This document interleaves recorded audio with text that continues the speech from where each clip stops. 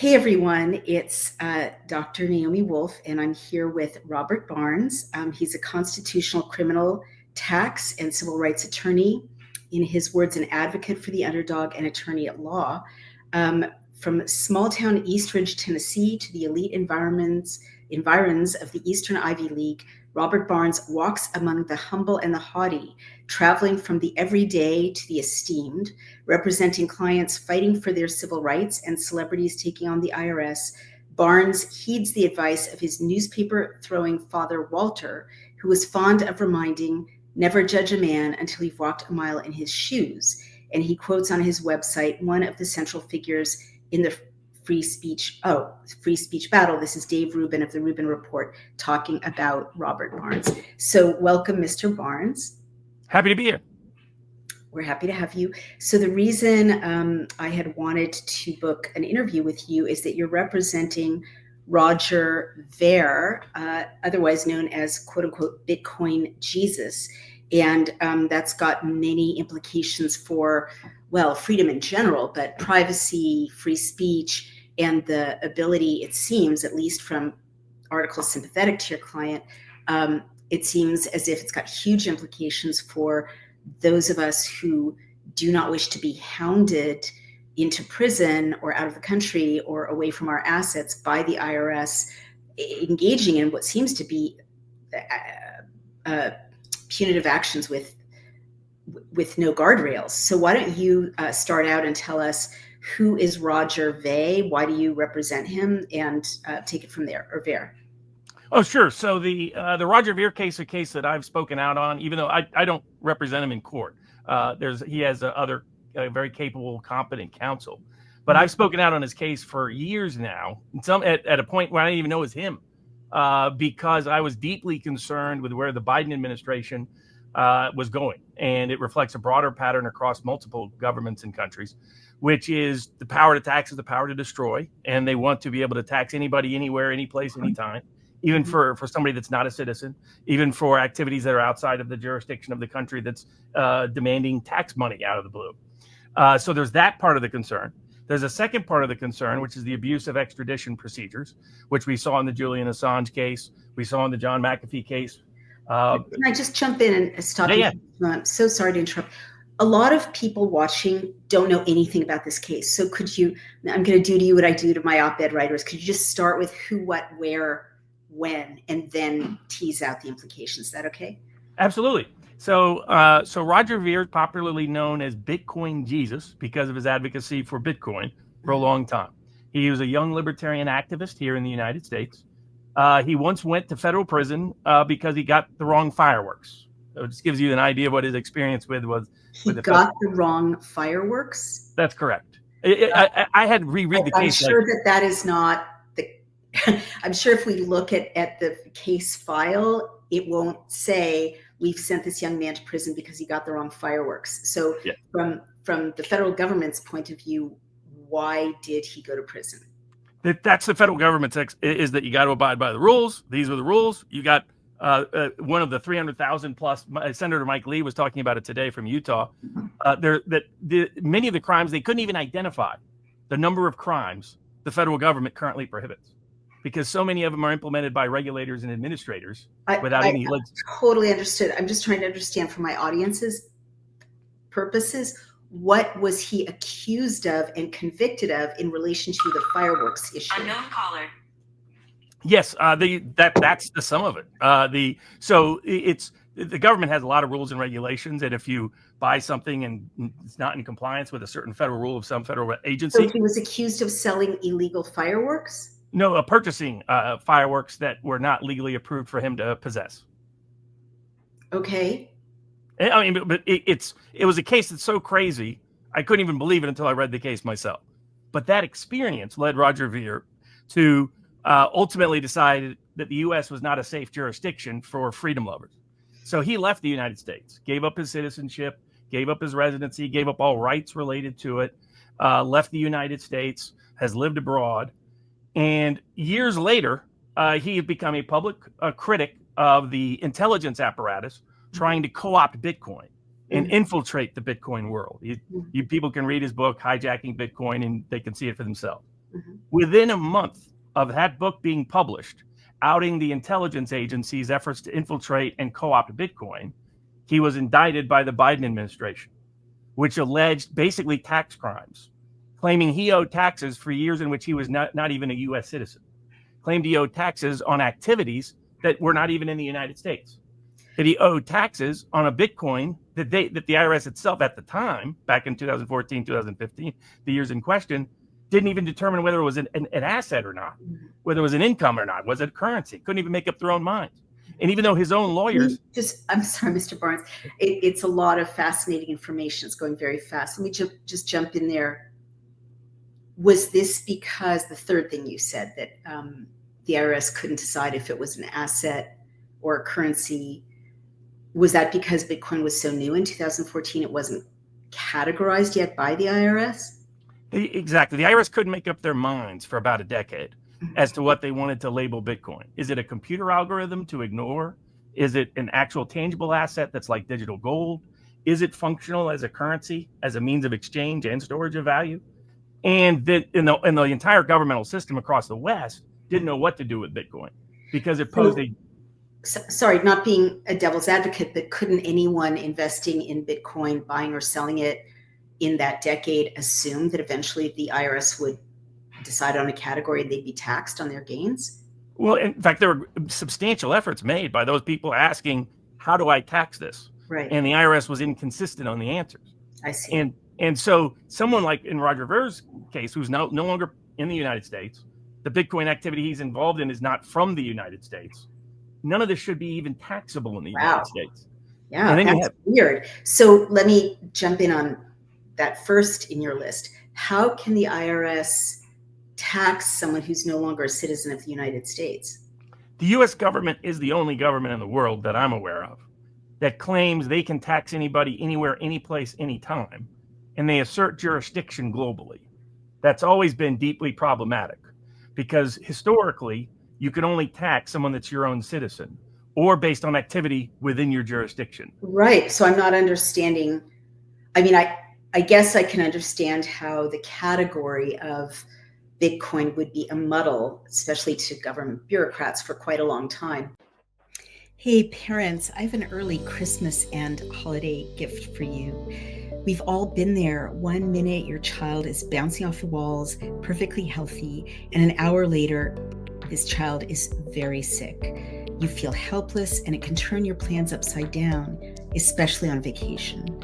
After thousands of customer requests, the wellness company has just launched the Kids Emergency Medical Kit. You no longer have to deal with emergency illnesses in a panic. Now you can have 6 critical medications at your fingertips to treat 20 plus illnesses for issues children have, such as strep throat, ear infections, lice, and respiratory illnesses. You can avoid urgent care and hospitals. The Kids Emergency Kit has been hand-selected by the wellness company's medical board and includes chewable amoxicillin, dissolvable ivermectin, and an optional EpiPen and more.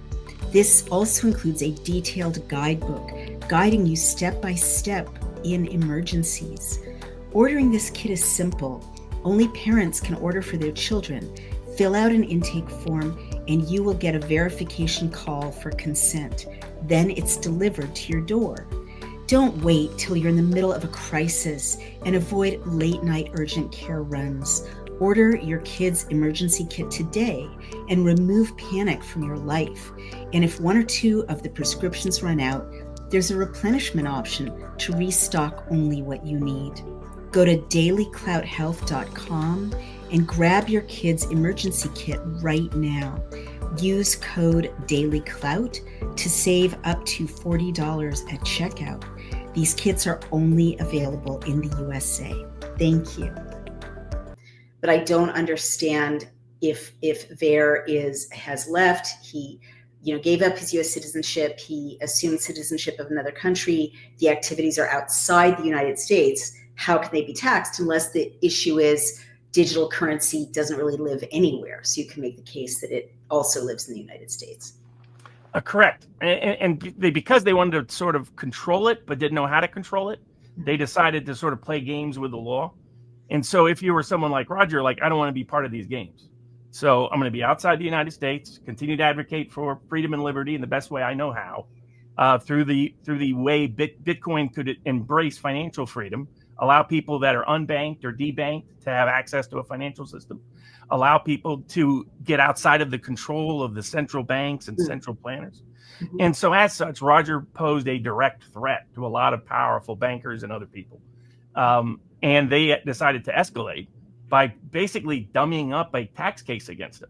I mean, as someone who's done a lot of criminal tax cases, I've never seen anything like the case against Roger Ver. The other thing they're doing is they're trying to say that he owed more exit tax than he paid. The problem with that is the exit tax is, as his motion to dismiss details that was publicized yesterday, that people can find at Free Roger Ver, and has all the details and all the government misconduct, all the allegations. You can read it right there. Is that they're trying to say that our Constitution prohibits a property tax. So the two great taxes that were feared at the time of our founding was a tax on me as a person, used to be called the head tax back in the old days of England and what have you. And the other is a direct tax on your property to such a degree it will wipe out your ability to, say, operate a farm. Right. And so our Constitution said no direct taxes are allowed unless they're apportioned. Apportionment's very difficult to do, politically impossible. So no direct taxes are legal or constitutional in America unless it's an income tax within the meaning of the 16th Amendment. But income, is, the Supreme Court said, is gain severed from the source. So it can't be the property. It has to be the profit separate from the property.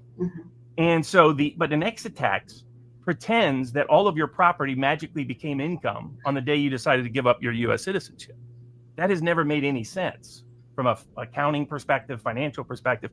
What it really is Congress wants to impose a property tax. Elizabeth Warren calls it a wealth tax because that sounds better than property tax. But the real objective is a property tax, but they can't get it through Congress. And so now what they're doing is they're selectively criminally prosecuting people. And they're using Roger's case to say, we're going to establish a property tax on the whole country. And if you don't pay it, we'll send you to prison for 20 years.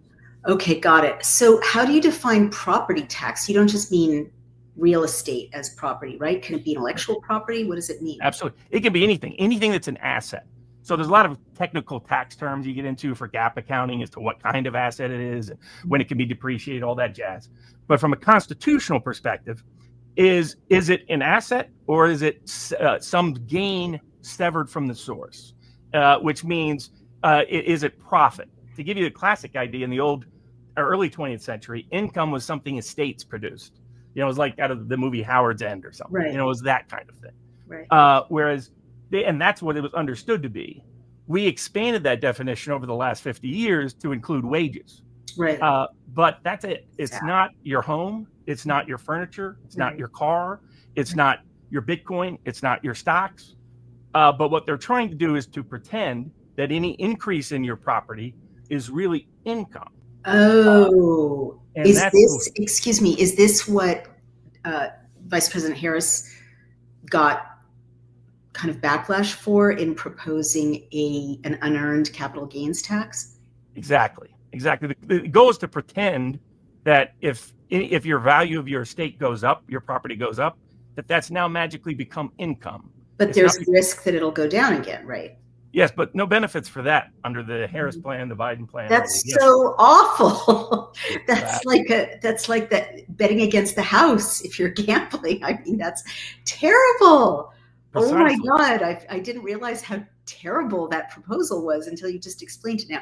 Okay, so when Roger Ver was leaving the United States in 2014 and he'd made a bunch of money by co-founding Bitcoin or investing in Bitcoin, I couldn't tell from his bios. Oh, so he was one of the earliest adopters and one of the earliest preachers of it. The original founder, nobody still knows. It was somebody who was against the deep state apparatus, who wanted to, how can I give people the individual empowerment tools so they can deal with corrupt governments? And Satoshi, nobody knows who he is to this very day, one of the greatest mysteries in mankind's history. But one of the first early proponents who recognized the value said, look, this could really free up ordinary people from the chains of central banks and central planners, was Roger. And that's how he became known as Bitcoin Jesus. I see. Well, this is fascinating. I mean, immediately just to this point in the story, it calls to mind Aaron, that young genius who was suicided or took his own life after he kind of released a bunch of academic articles behind the paywall where they lived in order to kind of liberate knowledge, right? And I believe the FBI went after him for that, as I recall. Do you remember that last name? It's not coming to me. Did you know that there is nearly $1 trillion of infrastructure and pandemic funds that have yet to be spent? That's right. There is a massive amount of money that the lame duck Biden administration is pushing hard to spend in their last remaining months. If the president is able to push these funds out, we could see another prolonged inflation surge, just like during the COVID years. And I'm sure you remember the terrible effects that high prices had on most Americans. But there is a way out. A surge in prices can be beaten. A gold IRA from Birch Gold Group is the ultimate inflation hedge for your savings in such uncertain times as these. To see how to protect your IRA or 401k, you should get your free info kit on gold by texting the word Daily Clout to 989898.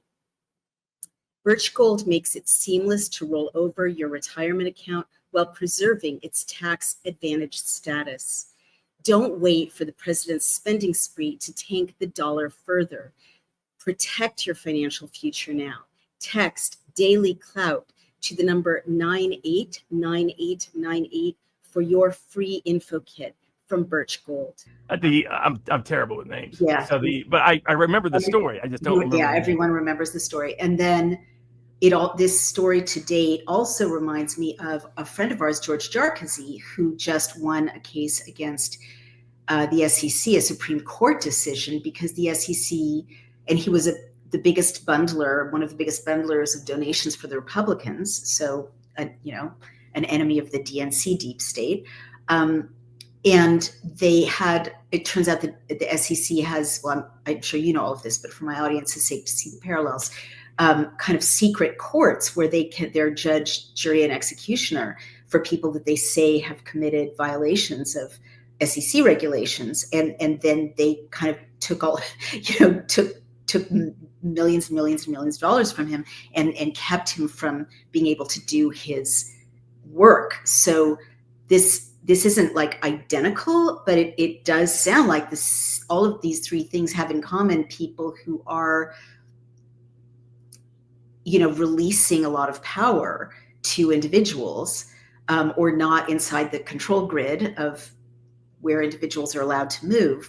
And so the bureaucratic apparatus goes after them.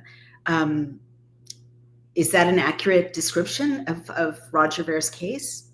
Absolutely. I mean, and I've been calling for President Trump to put together a lawfare committee and really unleash the power of the pardon, and he could highlight a case a week, right? It's not just Steve's case, not just Steve Bannon or Peter Navarro, or all, in my view, all the J6 people, because I don't trust a single one of those prosecutions. But it includes people you could argue Leonard Peltier. There's a high-ranking, there's a lot of people that are high-profile perceived political prisoners that there's deep questions about how their prosecutions came about, why their prosecutions came about. And there's been a complete war on crypto, and there's been an attack on all whistleblowers. So if you looked at someone like Roger Ver, who's kind of like Elon Musk over the last year, somebody who starts to use their political power or economic power to shift that power to ordinary people, that challenges the institutions of influence. Those institutions of influence over the past decade or so, but especially under the Biden administration, have tried to crack down on prosecuting them and imprisoning as many as they can. And Roger's one of their top targets. Gotcha. But what you're saying, which sounds so disturbing, is that it's bad enough when a corrupt prosecutor or corrupt Justice Department comes after you, but because there's some accountability, you can subpoena their records, whatever, there's a certain amount of transparency. But with the IRS, it seems as if there's no transparency and they have absolute impunity to just make things up and change the rules. I don't know if this is why your colleagues reached out to me, but I've been posting on X that I literally have been being threatened by the IRS because they refuse to count the money I sent them correctly. And I keep saying, look, here are my bank records. And they keep saying, we're going to threaten you. And then they keep demanding things that I think they have no legal right to demand, like a list of my personal assets. When like, I'm not in arrears, So I know that's just like a tiny tadpole compared to your friend or colleague, but what my experience was that there's no transparency. Like, I'm asking to see their communications, there's no transparency. I'm asking to reach a human being, there's no transparency, no accountability. And now there are 80,000 new IRS agents. So can you speak from a tax lawyer perspective about the transparency and accountability, or lack thereof, of the IRS? And hasn't it gotten worse? I feel like it's gotten worse. Like 10 years ago, I feel like the IRS had some obligations to customers and citizens. Please speak to that question. Absolutely. I mean, you see it as an example in Roger's case. The IRS agent and a high-ranking Justice Department prosecutor, one of the top people in the tax division, went and lied to the Spanish courts about what they knew and what they'd been told. And they knew Roger had always acted consistent to accounting and legal advice. Mm-hmm. They told him this was the right tax thing to do. Right. And in criminal tax law, because our country is terrified of imprisoning people for either debt or dissent based on our founders, right? You can't put that's called a good faith defense or reliance defense. The IRS can't put you in prison if they behave badly, if they tried to entrap you or something, or weren't honest with you. And you have a defense if you told your accountant or told your tax lawyer. You have a complete defense. Doesn't matter if you got it wrong or tax lawyer got it wrong. That's for civil, not criminal. Mm-hmm. And yet here they knew, top tax lawyers had told Roger what he was doing was completely legal and this was the right path. And yet they indicted him anyway. And then they went and lied to the Spanish. Wait. So the IRS is not holding to the good faith defense. They're kind of making up law as they go along. But I'm confused. Why is Roger Ver being tried in a Spanish prison if the offense or the alleged offense is a U.S. legal problem? Why would they extradite him and try him at home? Oh, they are seeking extradition. So his extradition is pending in Spain. But part of the ways in which they try to sneak around this, because Spain is kind of rattled because they went after John McAfee on tax grounds and tried to seek extradition of McAfee in Spain. The U.S. government got McAfee imprisoned, wouldn't allow him to be released on bail in Spain, and then he ends up dead in a Spanish prison. This is bad. Correct. Oh my gosh. In fact, I think that was the message to Roger. Look at what just happened to John McAfee. Oh, maybe it's time you shut your mouth and quit talking about Bitcoin and freeing up people's power on Bitcoin. And if you could be a good boy and shut your mouth, maybe you'll get the Hunter treatment rather than the Guantanamo treatment. Is the prison the same prison, or I guess the same prison? It would have been the same prison facility that he would have been in. How? Where is that in Spain? Well, he's currently, I think it's in the capital, but I don't remember the exact location. Right. But they have all this prison that John McAfee, who invented the software, McAfee software, but who was also an outspoken libertarian, as I recall. I think he was talking about COVID stuff early on as well before he died.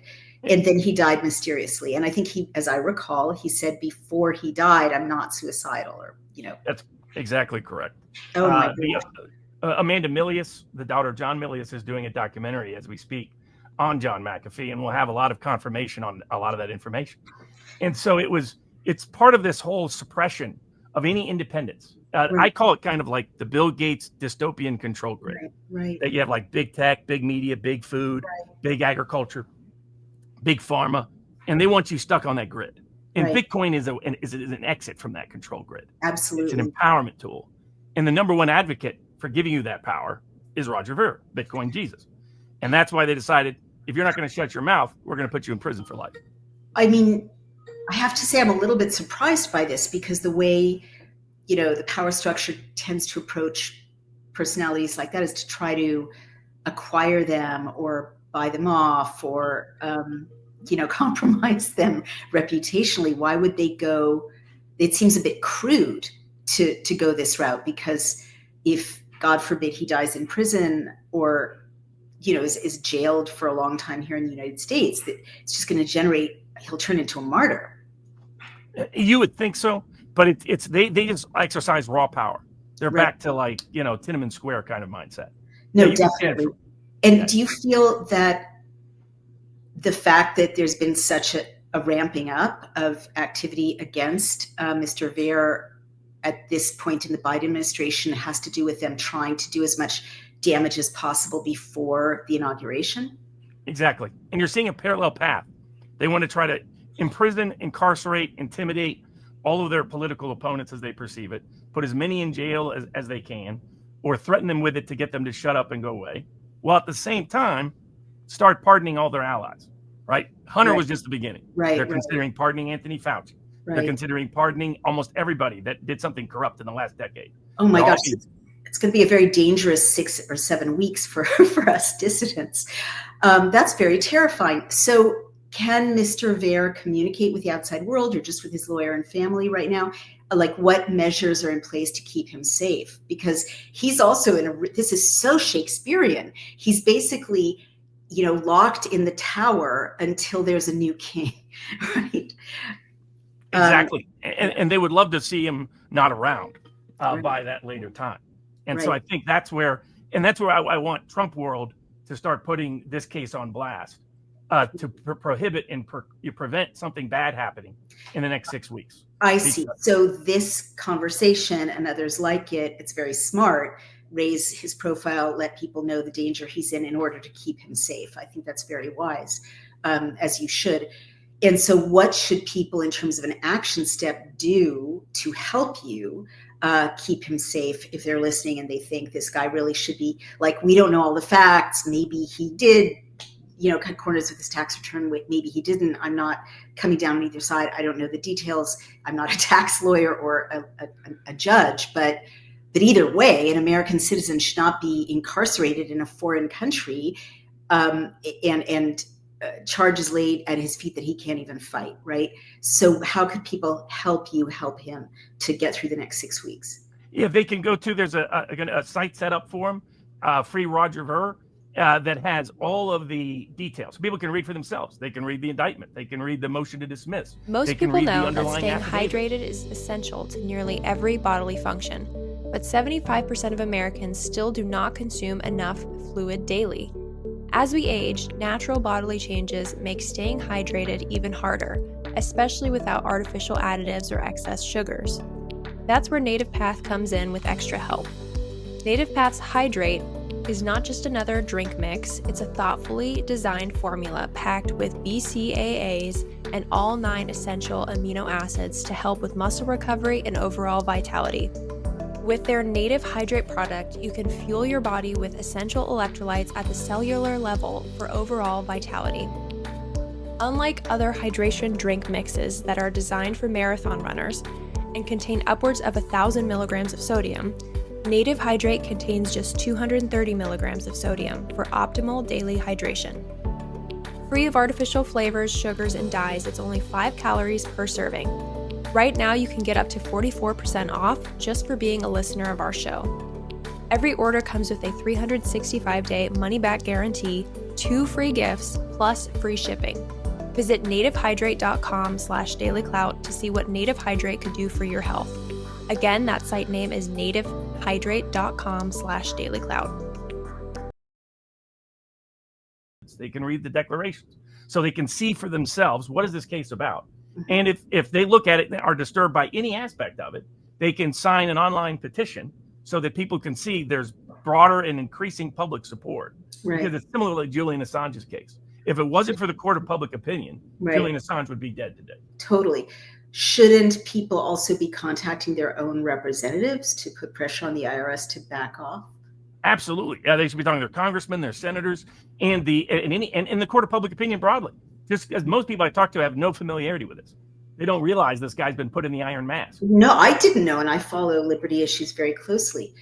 I don't get I still don't get the jurisdictional question. How can the IRS initiate an arrest of someone in a foreign country? Do they have their own, police apparatus? I mean, how does that even happen? There's 2 different ways. One is to request an extradition And that involves telling the local government authorities why it's subject to the extradition treaty. And here, because Roger's case was not subject to extradition, the U.S. Department of Justice lied to the Spanish government authorities, including the Spanish court. Told them that it was a mail fraud case. It has nothing to do with mail fraud. Oh my gosh. They told him that he had said things that he didn't say. They took half of an email and put that in and excluded the second half that totally exculpated him. I mean, it was one bad act after another after another. They are seriously desperate to keep any high-profile person advocating against them under their thumb as much as possible. And that's been more and more evident as the case has progressed. And people can read for themselves. Go to Free Roger Ver, and you can sign petitions. You can get active in the court of public opinion. Don't underestimate yourself. I always say the greatest trick the devil ever pulled is convincing people he didn't exist. The greatest trick the system ever pulled is convincing people that you cannot resist. What COVID should have taught all of us is, yes, we can resist. Right. We just have to exercise our own power. Definitely. I mean, what's really scary, many things are scary about the story, but one of them is Mr. Ver has millions and millions and millions and millions of dollars, if not over $1 billion. I mean, I don't recall my math, but from reading the articles, but he's a very wealthy individual. And basically, I guess what I'm saying is, if the, bureaucrats at the IRS can keep him incarcerated and in danger in a foreign country, it means that we're living kind of a new reality in which, I'm not saying it was like a perfect situation in which the very wealthy were untouchable, but it means that no one's untouchable. Basically, no one is free from being railroaded. Same conclusion with the George Jarkisy, a very successful person who, with all his, great lawyers and resources, was, not able to free himself for a long time from false, corrupt behavior from the SEC. This is so frightening. So say Mr. Ver survives, may he lived for 120 years, until January 21st. What's supposed to happen then? I mean, at that point, can President Trump, President Trump can't just issue an executive order saying free Roger Ver, can he? What's the mechanism? He could pardon him immediately and end the case altogether. And that's what I want the president to start using, that power of the pardon. Start looking at, not only because right now, if he goes in and he starts pardoning January 6th defendants and Steve Bannon and Peter Navarro, the media will all spin it. He's trying to protect his pals. So go in and say, look, let's look at all of the cases where our government got AWOL over the Biden administration, and highlight people that are not even political allies, that are not even politically tied to him, and say, it doesn't matter if you were the victim of government misconduct and malfeasance, like he personally was, President Trump, he's going to use the pardon power to set you free, so that only honestly prosecuted people can be honestly punished. And so he can do that for Roger Ver. I think he should do it for Julian Assange, even though Assange has cut the deal. Let Assange have complete freedom and fix that problem from his first term. I think he should do it for Snowden. I think he should do it in fact, there's hundreds of people out there that have been wrongfully prosecuted in America with politically motivated prosecutions, especially over the Biden administration, that he should highlight week after week after week, that January 6th was just a species of a broader pattern of political weaponization and lawfare that sought to imprison its dissidents. And you're exactly right. The point of going after the Trumps of the world, of going after the Assanges of the world, and going after the Roger Veers of the world is to make it clear you, the ordinary person out there, have no chance, because those are people with influence or money. I mean, I hear you. I don't think Mr. Ver is in the same category as Julian Assange or even some of those other dissidents that you've described, because he does have a case that needs to be investigated, right? Unless we're going to live in a society in which there's no such thing as the rule of law. But presumably bringing him home safely and having a transparent, nonpartisan process in which he has, reasonable justice is the way to go, right? I mean, to me as a citizen, just saying, okay, whatever this guy did, let's just wave a magic wand and make it go away. I think that would raise a lot of questions. What's wrong with just bringing him home and advocating for a just investigation? I think we have to start delivering consequences to prosecutors and cops and others who mislead the courts and the public. Right. And in my view has always been what is their goal? Their goal I get it, that they blew their chance of due process because they didn't engage, because they corrupted the process of due process. I get it. So it's like a mistrial almost. That's exactly right. The same as what Alec Baldwin got for far lesser allegations of corruption against the prosecutor. Who was that? Alec Baldwin. His case was right. dismissed, because we've got to. It's why we got to have consequences for a lot of these other people. I mean, I'm glad to hear about Kash Patel at FBI. I would have loved Matt Gaetz at Justice Department. I hope Bondi does well there. But we got to clean this up because and there has to be consequences. You have to know as a prosecutor or cop, if I cheat, if I lie, if I do something wrong, I'm not going to get the victory of the conviction. Right. I lose the chance of a victory of a verdict if I don't abide by my own rules. Well, I think what you're saying goes even further, and I agree with you, which is there should be consequences for people abusing the system, right? Exactly. To go after their targets. And right now they all get rewarded. They don't get punished. There's no risk at all. Yeah. Wow, this is so intense. Well, in our last few minutes together, we have about 8 more minutes together. I'd really like you to talk about why crypto does, and especially Bitcoin, or maybe all crypto, does pose such a threat to the established order. I kind of get it.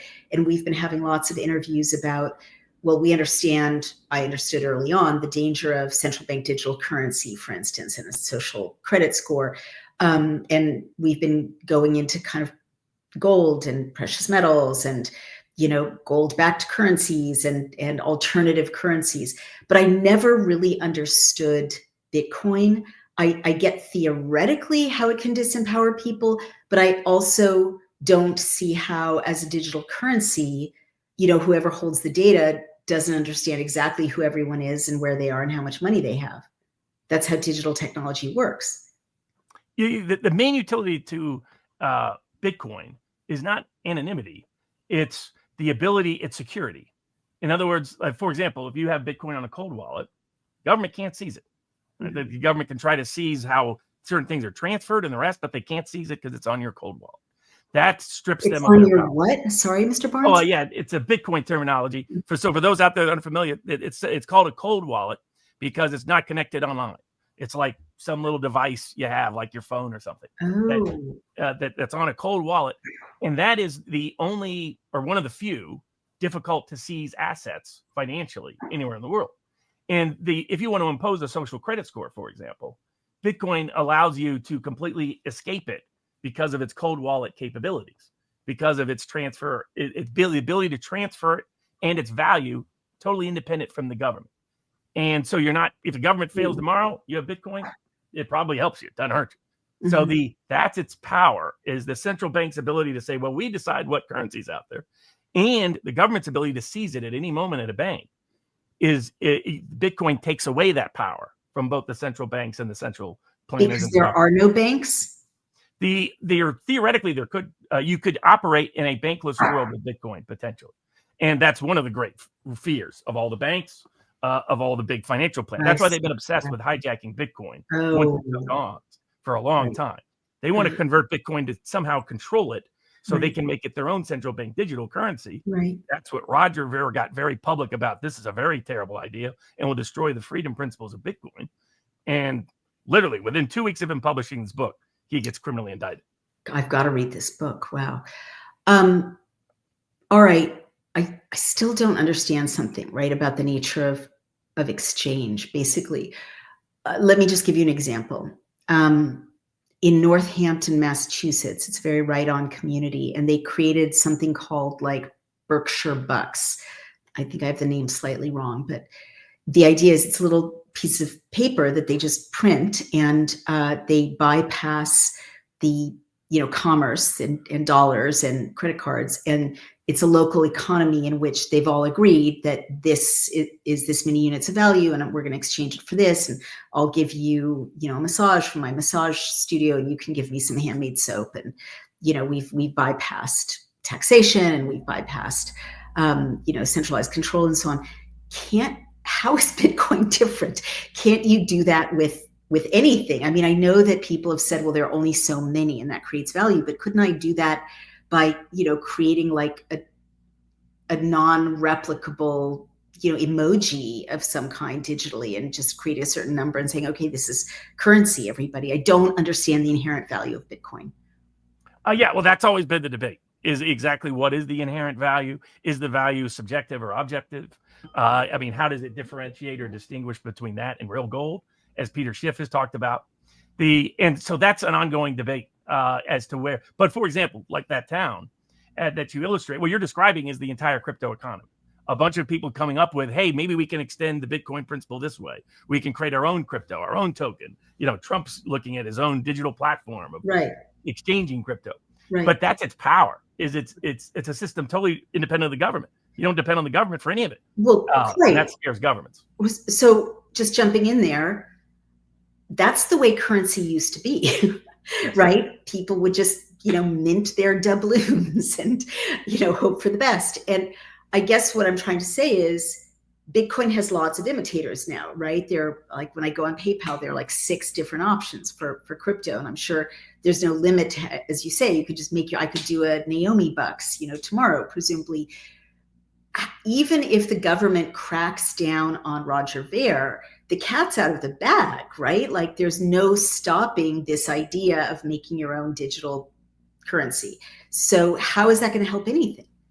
Well, I mean, that's their ultimate, the ultimate potential of it is it frees you up from governmental control and bank control. Right. That scares them.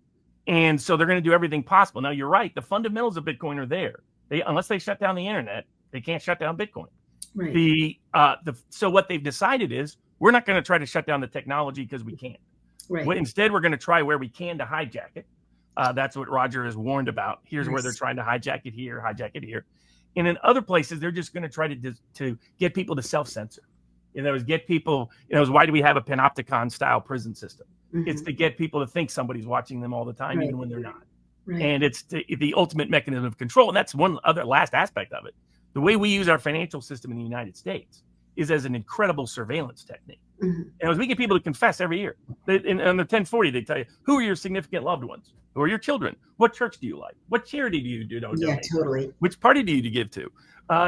Tell us who your contractors are. Tell us who your vendors are. Tell us who your friends, pals, associates are. And through it, they have a massive surveillance network. It's like Lord Conrad going into the heart of the jungle. Right. There's a book called Confessions of a Tax Collector, where he talks about he was so eager and hated somebody so much that he took somebody's, he took a father's daughter's teddy bear as his collection. I mean, and that's the mindset of the IRS. And so that's where this Roger presents it an exit out. He's kind of like the Amish food. It's an exit off the dystopian control grid. Right. And they want to discourage anybody from even thinking about that. Wow. It's true. And I've been noticing that the questions that are being asked around finances, not just by the IRS, but even, at TD Bank, it's like, now you have to say what your occupation is, and in Canada, like, what are you going to use the money for? And just mission creep for the information that's being garnered when you just, I just set up a new oil delivery system. They asked, they wanted to do run a credit report, which would be, it's like, can't I just pay my bill? Now they have all of that, and I haven't seen the terms and conditions, so they can sell all of that. And the last thing I was going to say to you is the IRS now has a login page. I'm sure you know this even better than I do, called ID.me, which is a third-party private company. And as you know, everything that happens behind login, can be hoovered up by the login owner. So presumably ID.me now has access to all of our personal data. Isn't that terrifying? Isn't that something we should worry about? Absolutely. It goes even further. So a couple of years ago, about a decade ago, I brought the biggest class action in the country on a Bivens claim against the government because What's the Obama Bivens claim? Bivens is a federal civil rights claim. Okay. But it's a unique phrase from a U.S. Supreme Court case. Mm-hmm. And because what was happening is my client stumbled into a massive scandal. The IRS under the Obama administration was seizing everybody's medical records. And their excuse for doing it was they were trying to make sure the personal mandate was being enforced because that was a tax. They'd seize the medical records. That's the reason. That's the reason for the mandate and its appearance on your tax forms, so they can get the medical records that they've been after. Holy cow! They seize the records of every judge.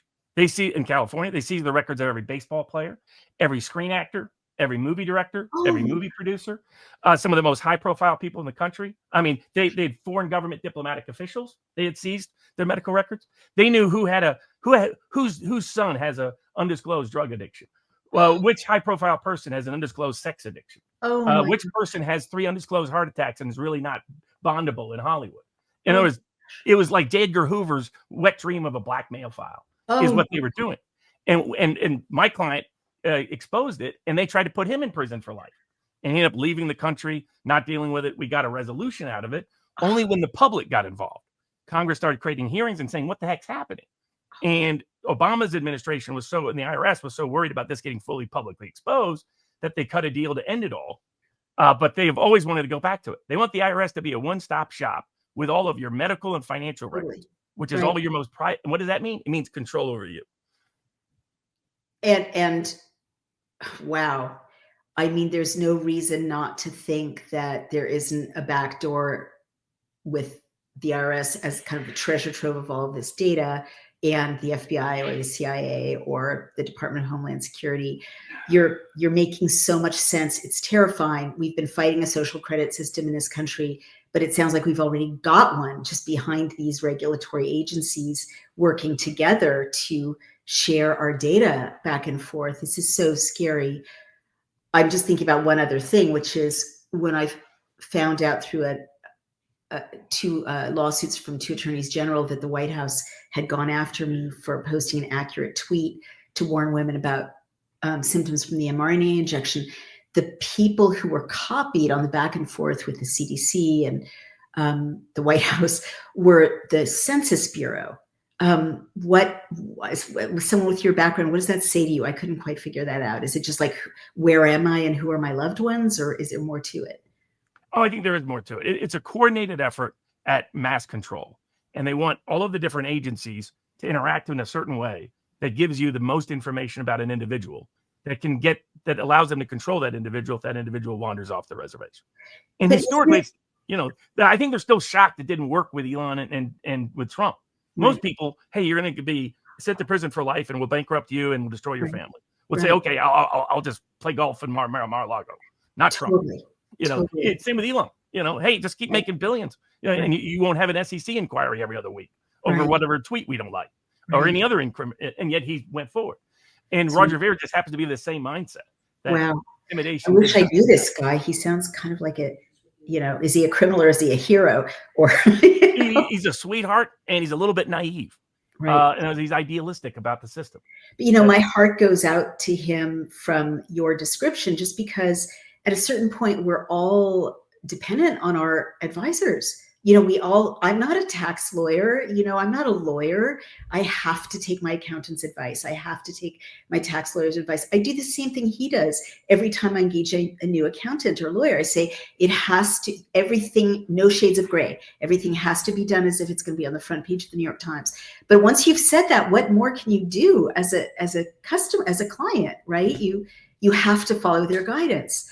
What's your final what do you want to say in conclusion? And apart from signing the petition, which you've described, how do people follow you, support him, or whatever you want to have happen next?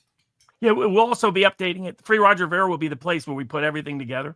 And I'm part of the effort supporting that effort because of how important his case is. It's much bigger than Roger's case. The only thing cases that I choose to speak out on, many of them, like Roger, people I don't represent in court.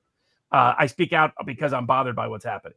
So there's the Steve Bannon, same thing. Doesn't matter what case it is, going back over a decade. So I've represented a lot of high-profile underdog cases because they impact broader public opinion and broader public policy. But I'm terrified of what they're trying to do to Roger because of its broader consequence. If they can impose, all of us. Exactly. All of us, our freedom and liberty is seriously at danger, despite the great election victory. And maybe precisely because of the election victory over the next 6 weeks, we're at peak risk. And so everybody stay alert, everybody stay involved, everybody stay active, and don't underestimate the power of your own voice. It matters. And we just saw it in this last election. Absolutely. Well, thank you so much, Mr. Barnes. What an inspiration. Come back again as soon as you want to or have an update for us. We'll definitely keep following the story. We'll publish on Daily Clout whatever you want to send us, including linking to your website. I'm going to say goodbye to you now and thank our sponsor, but it's been a great honor to speak with you about this important subject and, sending good wishes for the health and well-being of your client. Thanks a lot. Thank you. Bye-bye. Wow, that's pretty shocking. Well, having heard all of that, you know what I'm going to say. Remember to diversify. Remember to not put all of your assets in one place. It's very risky in times like this to do that. It's much wiser to have a hedge, not just a hedge against inflation, but a hedge against all of these games that are being played with our finances. Really honorable company that will take your IRA or your savings. I'm just adding another chunk of my savings to the account I've opened with them is Birch Gold. So text the word Daily Clout to 989898. Again, text the word Daily Clout to 989898 and get started with those nice people at Birch Gold who will give you a free info kit and walk you through in a really patient way. I'm in the middle of these communications with them right now. It's very reassuring. They'll answer all your questions. And you can start a savings account with not a huge amount of money, and you can put your whole IRA in gold or gold-backed securities. And it's something that I really, really recommend. Hundreds of 5-star reviews, great grades from the Better Business Bureau. People rave about this company. And now more than ever, it sounds like, especially in the next 6 weeks, a really good time to protect your assets in this crazy time. Please support us at dailyclout.io, where you get this independent reporting you won't get on the cover of the New York Times or the Wall Street Journal. Not just opinion, it's facts, it's news stories, and support me on Outspoken on Substack. Thank you.